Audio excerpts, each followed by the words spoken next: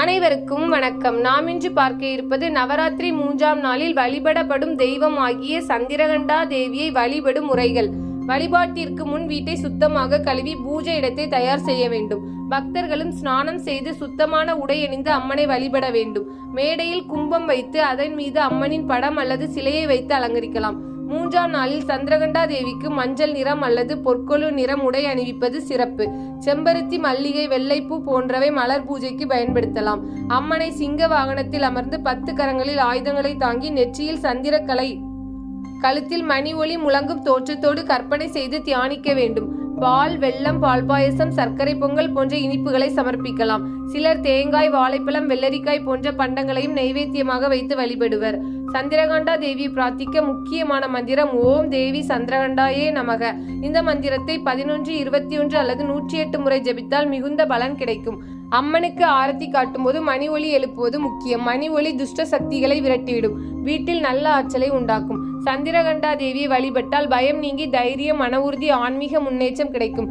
குடும்பத்தில் அமைதி நிலைக்கும். எதிரிகளின் துன்பம் விலகும். உடல் மன ஆரோக்கியம் வளரும். எனவே நவராத்திரி 3ஆம் நாளில் இந்த முறைகளில் சந்திரகண்டா தேவியை ஆராதித்து வழிபட்டால் அவரது அருளால் வாழ்க்கையில் எல்லா தடைகளும் நீங்கி வெற்றி, தைரியம், அமைதி கிடைக்கும்.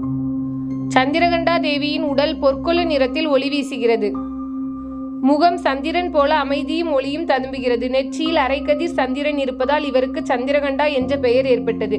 இவருக்கு 10 கரங்கள் உள்ளன. ஒவ்வொரு கையிலும் தெய்வீக ஆயுதங்களை ஏந்தியுள்ளார். திரிசூலம், கதை, தண்டு, கமலம், தண்டாயுதம், அம்பு, வில், சங்கம், பத்மம் போன்ற பல ஆயுதங்கள். ஒரு கரம் அபயஹஸ்தமாக உள்ளது, அதாவது பக்தர்களை காப்பதற்காக உள்ளது. இன்னொரு கரம் வரமுத்திரையாக உள்ளது, அதாவது அருள் கொடுப்பதற்காக உள்ளது. சந்திரகண்டா தேவி சிங்கத்தில் வாகனமாக அமர்ந்திருக்கிறார். சிங்கம் அவரது வீரத்தை, அச்சமின்மையை, அசுரர்களை அழிக்கும் சக்தியை குறிக்கிறது. கழுத்தில் இருக்கும் மணி எப்போதும் ஓசை எழுப்பிக் கொண்டே இருக்கும். அந்த மணி ஒலி அசுரர்களை நடுங்க செய்கிறது. முகம் அமைதியாக இருந்தாலும் பார்வையில் மிகுந்த வீரமும் ஆற்றலும் தெரிகிறது. உடல் முழுவதும் தெய்வீக ஒளி பரவி உள்ளது. சந்திரன் அமைதி, சாந்தம், ஆன்மீகத்திற்கு பொருளாக அமைவான். கண்டா என்கிற மணி சக்தி, எச்சரிக்கை, அசுரர்களை விரட்டும் ஆற்றலுக்கு பொருளாக அமையும். சிங்கம் என்பது தைரியம், அச்சமின்மையின் வீரியமாகும். 10 கரங்கள் உலகை காப்பதற்காக 10 விதமான சக்திகள் என்பது பொருள்.